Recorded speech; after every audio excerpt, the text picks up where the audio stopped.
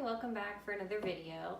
Today we're talking about sourdough starter. So I just finished filming my favorite sourdough bread recipe and did a little video showing how to feed a starter. That's what this is. I just fed this starter and I'm going to put it in a warm place in my kitchen for it to ferment and do its thing over the next 6 to 8 hours. So it'll be ready to bake with again.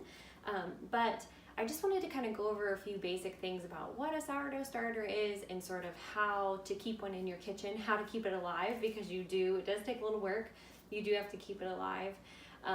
But basically, a sourdough starter is a blend of yeast and bacteria, good bacteria though, that when fed properly, when kept at the right temperatures, things like that, you can use it in breads to make sourdough, which helps it rise, gives it a great taste.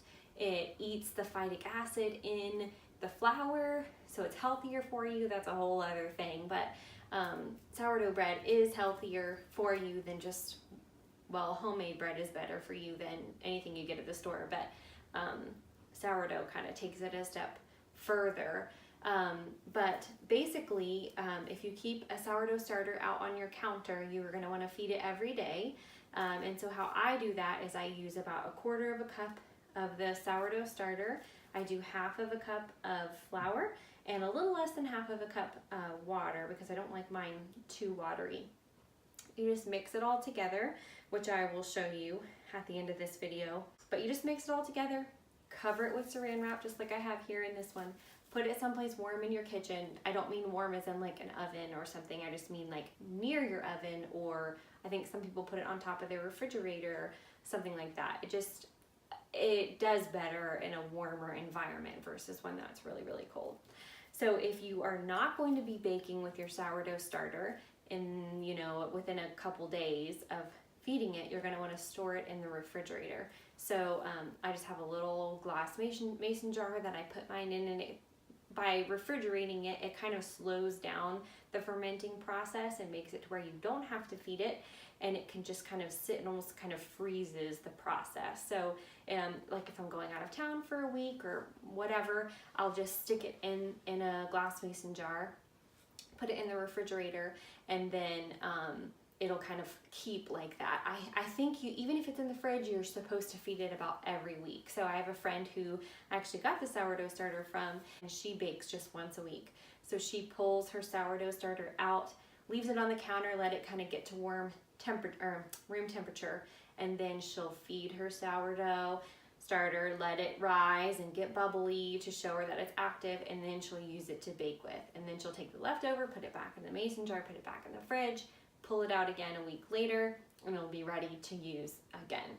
So that's kind of the basics of it. It's pretty simple. It kind of seems, especially for a mother with 4 kids or however many kids, any amount of kids really, seems like a lot of extra work. And why would you go to take this extra step of feeding something else when you already have all these kids to feed? But it really does not take that much time out of your day. I think what really helps is just kind of getting into a routine of it.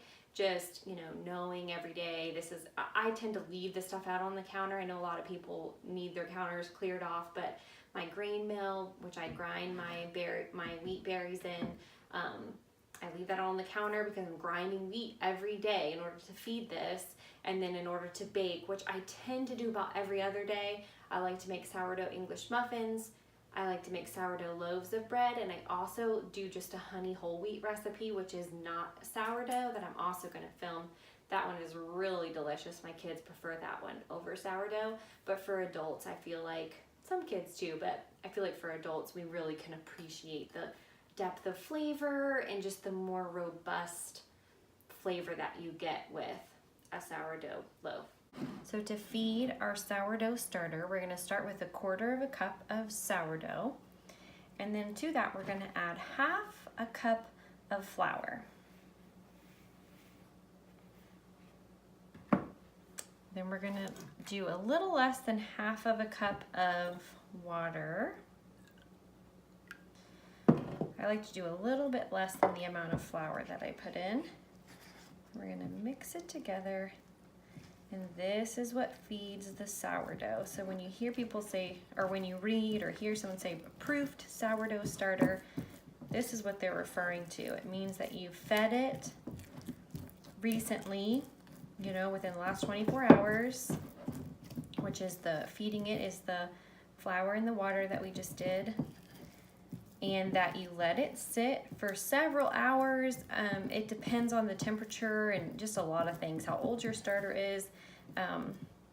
But I usually let mine sit for about 6 hours, and that it'll get nice and bubbly, and that will show you that it's active, and then that is what you can take from. It'll kind of grow and rise, and then you take a half a cup or whatever your recipe calls for and use that starter in your recipe, and then you feed the leftover starter again. And you always want to leave some back when you're making a recipe, a sourdough recipe, so that way you can feed it again and grow it so you have more to make another sourdough loaf. So now I'm just going to put saran wrap over this, set it in a warm place in my kitchen, and let it do its thing for 6 hours or so, and then I'll show you what it looks like after it is sat for that amount of time. Okay, so my sourdough starter has set for about 12 hours and done its thing, fermenting and bubbling, and hopefully you can kind of see, can you see the bubbles? That's how you know that it's a nice active starter. It has done what it's supposed to do. It is proofed now, so if you have a recipe that calls for a quarter of a cup or a half a cup of proofed starter, that is this. We fed it, it means that we fed it with the water and the flour. We gave it time to create the bacteria and do its thing, but with the yeast and the bacteria in there. And then now you have proofed starter. So now from this point, I can take half a cup, whatever my recipe calls for, bake with it, which is what we did, you know, in my sourdough recipe, which I have linked down below. I can use that, and then what's left over, I would then feed again and basically start the process all over again. If you're not planning to bake again with the leftover, you can put it in a mason jar and put a lid on it and stick it in the refrigerator, and that kind of slows down the process, so you're not having to feed it every day. You can switch more like once a week to feed it. So I hope that helped you. I hope that helped kind of explain sourdough starters to you, give you like a little entry-level course on it. There's probably a lot more to it than I even know. I'm sure that there is. These are the basics, and I hope it helped you. I hope you'll give sourdough a try. Let me know if you have any questions, but until next time, thanks for watching. Bye.